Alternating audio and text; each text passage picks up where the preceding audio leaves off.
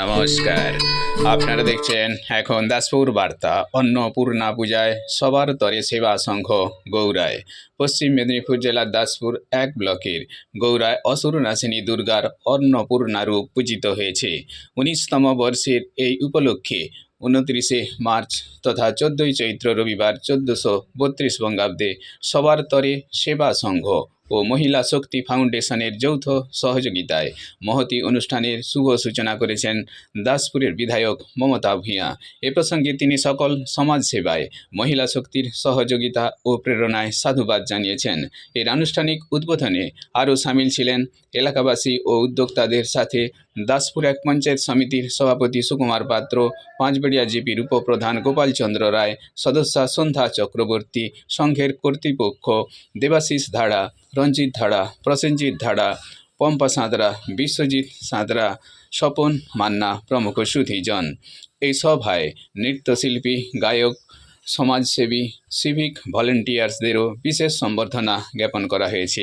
এদিন Panskura super speciality hospital blood সেন্টারের সহযোগিতায় মুমূর্ষু মানুষের কল্যাণে 103 জন মানুষ স্বেচ্ছায় রক্তদান করেছেন। অতিথিবর্গ মহতি রক্তদাতাদের মহানুভবতায় তারিফ করেছেন। সমগ্র সভা সঞ্চালনায় ছিলেন কবি ও সংস্কৃতিপ্রেমী শিক্ষক উত্তম গোস্বামী। গৌড়া থেকে রিপোর্টে শ্যাম সুন্দর দলই। Like and follow with subscribe এখন দাসপুর বার্তা। এই দাসপুর বার্তায় যুক্ত হন, আলোর পথে এগিয়ে চলুন।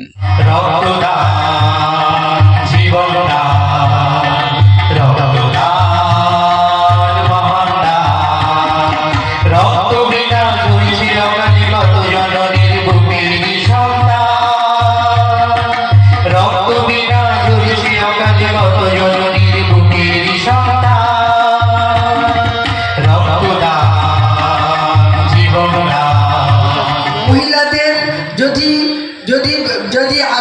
যদি আন্তরিকতা থাকে তবেই তো তার স্বামী এগিয়ে যেতে পারে।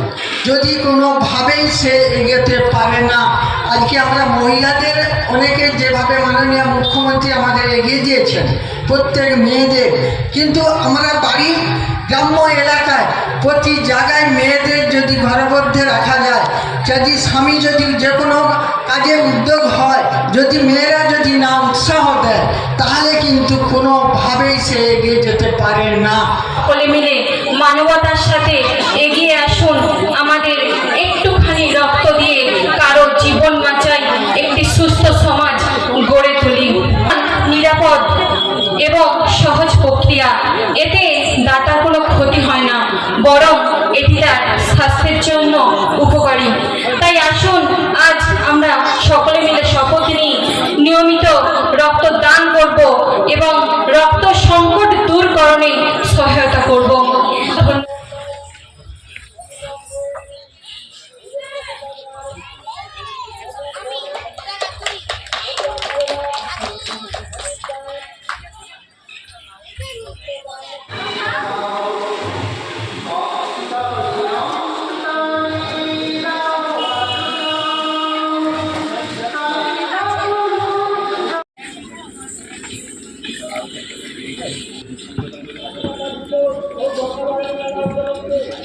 ধরে একবার হাতের তালি।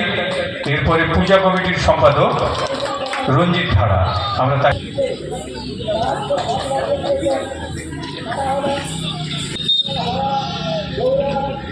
জীবনদান, রক্তদান, মহদান এটা খুবই গুরুত্বপূর্ণ। বর্তমান পরিস্থিতিতে এর গুরুত্ব মর্ম আরও অপরিসীম, কারণ যত জনসংখ্যা বাড়ছে ঠিক মহামারী সংক্রমণ রোগের পরিমাণও সেইভাবে বেড়েছে।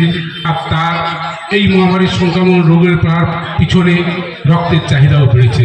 এই রক্তের চাহিদা পূরণ করা একটা রাষ্ট্রের পক্ষে, একটা সরকারের পক্ষে সম্ভব নয় যদি কোনো স্বেচ্ছাসেবী সংগঠন বা এরকম ছোটোখাটো বিমস্ত সভা বা সমিতি যদি না সাধারণ মানুষ না এগিয়েছে। তাই এই রক্তদানের গুরুত্ব মর্ম আমরা অনেকেই উপলব্ধি করি, অনেকেই কিন্তু এখনো হয়তো সেভাবে উপলব্ধি হতে পারেনি। একটা মনে হয় যখন নিজের কোনো আত্মীয়, নিকট আত্মীয়, পরিজন এবং বন্ধু বান্ধব বা কোনো হিতৈষী ব্যক্তি যখন কোনো আপদকালীন কোনো একটা দুর্ঘটনার ফলে বা কোনো একটা সংক্রমণ রোগের ক্ষেত্রে যখন সেই রোগীর একটা আত্মীয় রক্তের প্রয়োজন হয়, যখন খাওয়া হয়ে গেছে, অনুগ্রহ করে আপনারা প্রত্যেকেই চলে আসুন, আমাদের মঞ্চের পেছনে খাওয়ার ব্যবস্থা রয়েছে। এই মহিলা শক্তি ফাউন্ডেশন বিভিন্ন জনকল্যাণমূলক কাজে প্রতি বছর নিয়োজিত থাকে, তাই এবছরও বিভিন্ন প্রান্তে জনসেবামূলক কাজ করে চলেছে। তারই একটি জনকল্যাণমূলক কাজ রক্তদান উৎসব। আজকে সেই রক্তদানের আয়োজন করেছে মহিলা শক্তি ফাউন্ডেশন। আপনাদের সকলকে অনেক অনেক শুভকামনা এবং শুভেচ্ছা জানাই। এতক্ষণ ধরে আপনাদের মূল্যবান সময় আমাদের আজকের অনুষ্ঠানে দেওয়ার জন্য এবং মুমূর্ষু মানুষের প্রাণ বাঁচানোর জন্য, তার সাফল্যমণ্ডিত করার জন্য অনেক অনেক কৃতজ্ঞতা জানাই। আমরা সামাজিক কাজের মধ্যে আছি। আজকে আমাদের রক্তদান শিবির এবং সিভিক ভলেন্টিয়ারদের সম্মাননা হচ্ছে। আমরা সেই